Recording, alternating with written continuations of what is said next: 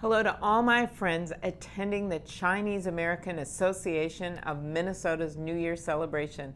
I think you know I'd much rather be there with you in person. It's such a fun event. But if you've noticed, there's a few things going on right now, and I'm just honored to join you via video. Your events are always great, not just because of the wonderful music and beautiful dancing, but because they're also a celebration of the impressive work you've done for over 65 years. Whether through your community service projects, your language school, or your dance theater, you've promoted the cultural heritage of Chinese Americans across Minnesota while enhancing the quality of life of our community. Your work's a continuous reminder that we are a nation strengthened by immigrants. Our state in particular has a long and rich history of opening its arms to people from all around the world. I can trace my own heritage back to Swiss and Slovenian immigrants, some of the many risk takers who were drawn to this country by its promise of opportunity. I've always believed that our state's strength and vitality comes from the diversity of our people. Our Chinese community is essential to that diversity. I know many immigrant and refugees communities in Minnesota and across the country are concerned by some of the things that are going on in Washington. The refugee ban, the talk about immigrants. I just want to assure you that I have your back, that I have always believed in comprehensive immigration reform, that I see how important it is to have people come into Minnesota from all over the world. You know, 25% of the U.S. Nobel laureates were born in other countries, 25%.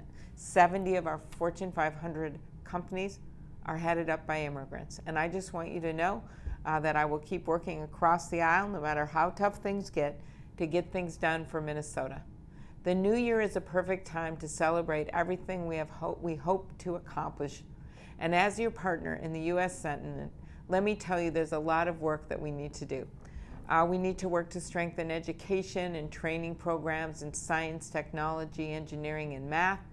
These are the areas of 21st century jobs, so we need to prepare our students to be a 21st century workforce. But every effort must also be made to make sure these opportunities are available for all. That's why I'm working on initiatives to boost diversity in STEM fields. We're also pushing to make housing more affordable. Having your own home is a big part of the American dream. That's why I fought to help people keep their homes during the mortgage crisis and put in place safeguards to prevent that from happening again. I've also worked to preserve the mortgage interest deduction for middle-class families.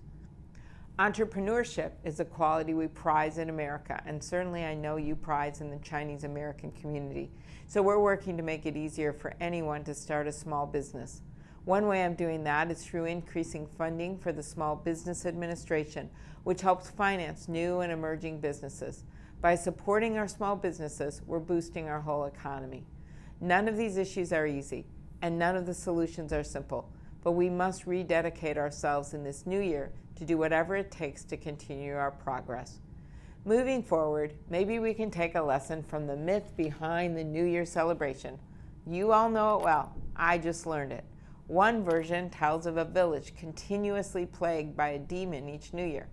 Even when a mysterious man comes to help, the villagers just feel hopeless. They don't believe he can help, so they hide away. But the man does scare off the demon, and to this day, the New Year celebration includes the tools he used: firecrackers, red banners, and brightly lit lanterns.